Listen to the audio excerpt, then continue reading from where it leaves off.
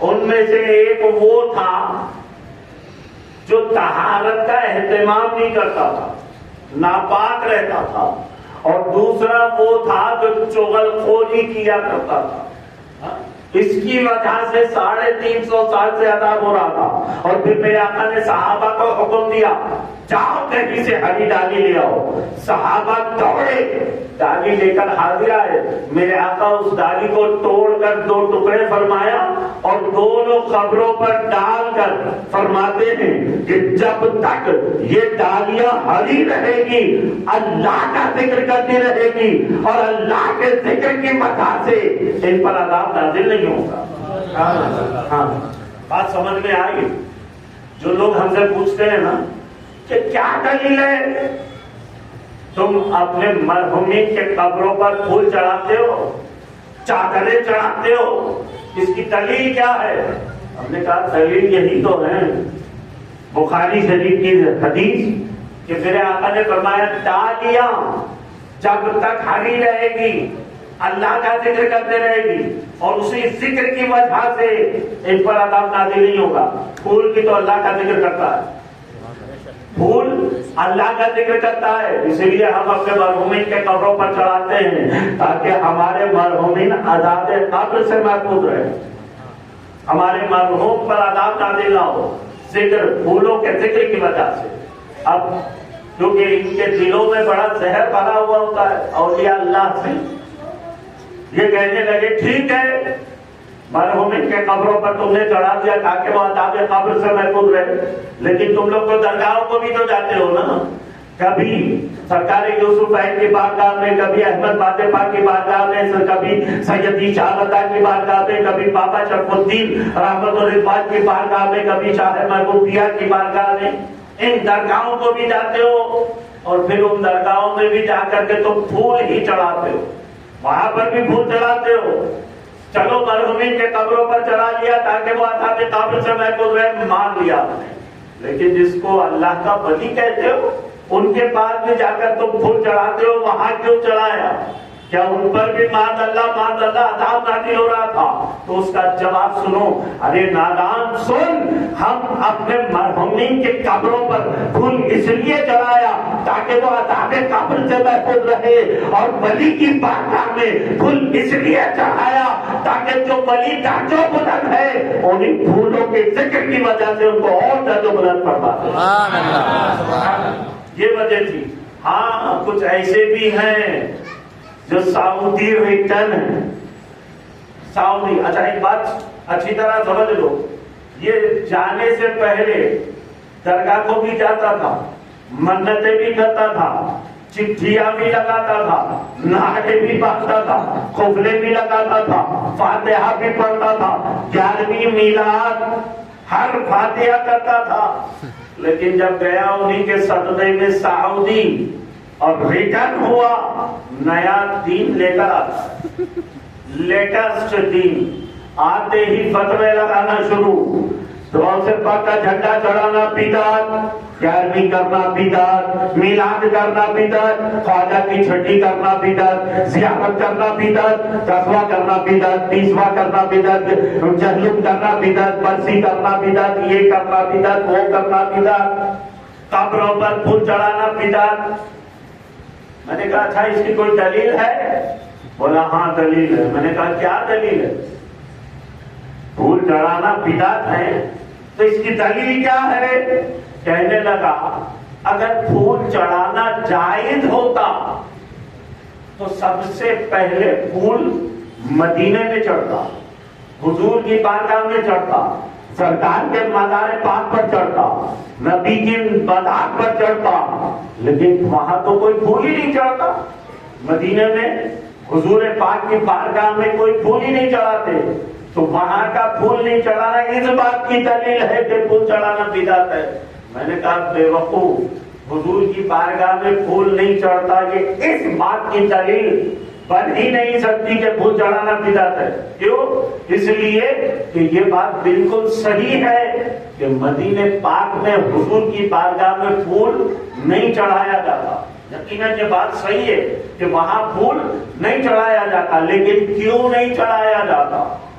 وہ بھی تو جاننا وہ ضروری ہے نا. اس نے دلیل دے دیا, اب میں اس کا جواب دے رہا ہوں. اس کی دلیل کو کاٹنے کا جواب یہی ہے کہ یہ بات صحیح ہے کہ نبی کی بارگاہ میں پھول نہیں چڑھایا جاتا, لیکن کیوں؟ اس لیے کہ ہر شے میرے آقا کا غلام ہے, ہر چیز میرے آقا کی غلام اور محتاج ہے.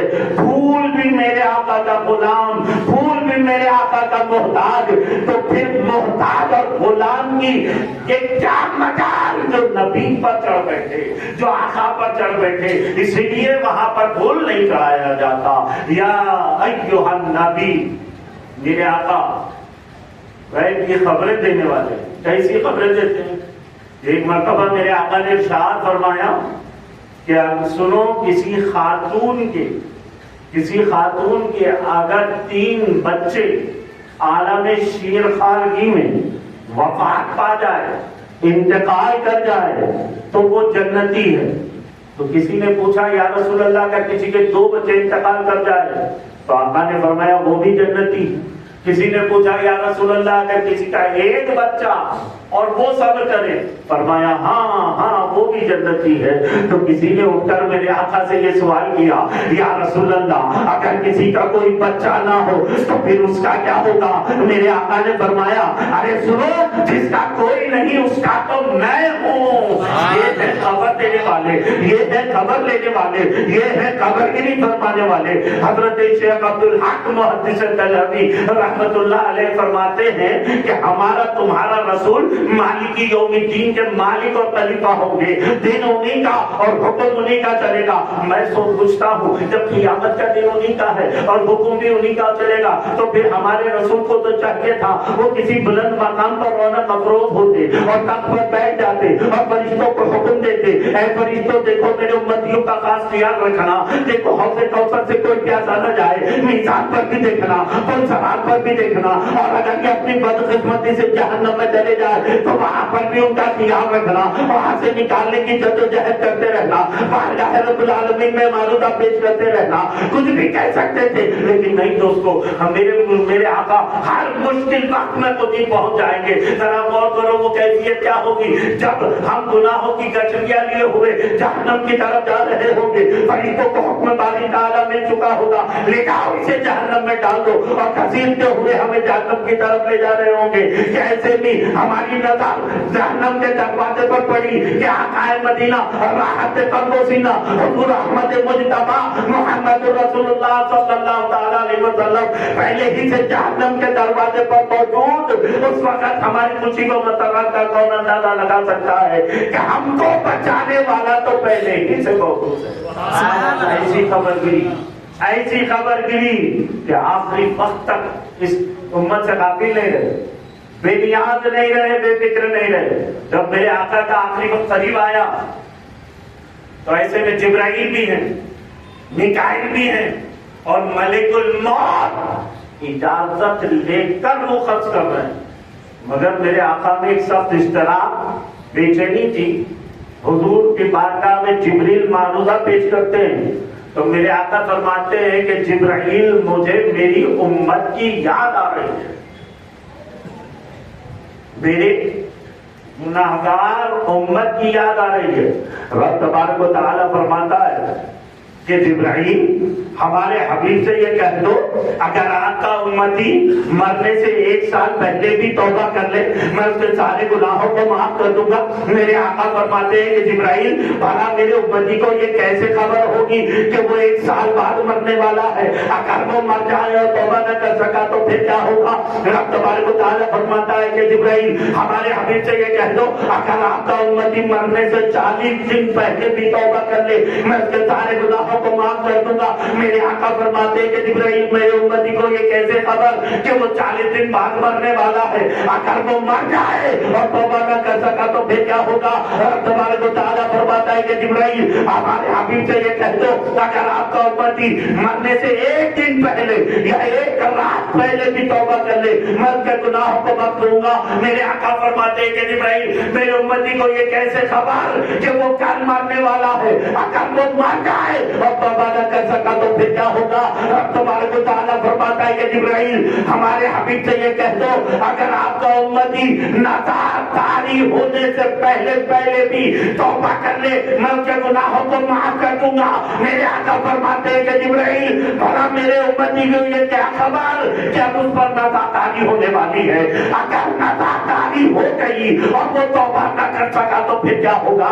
رب تبارک و تعالیٰ فرماتا ہے کہ جبرائیل اب ہمارے حبیب سے یہ کہہ دو میرے حبیب کو مطمئن کر دو، میرے حبیب کو اطمینان دلا دو، اب میرے حبیب کو تسکین دے دو اگر آپ کا امتی مرنے سے پہلے توبہ کر لے تیری رحمت اسے بخشوا لے گی، اور اگر وہ توبہ کیے بغیر ہی مر جائے تو پھر تیری شفاعت اسے بخشوا دے گی۔ نعرہ رسالت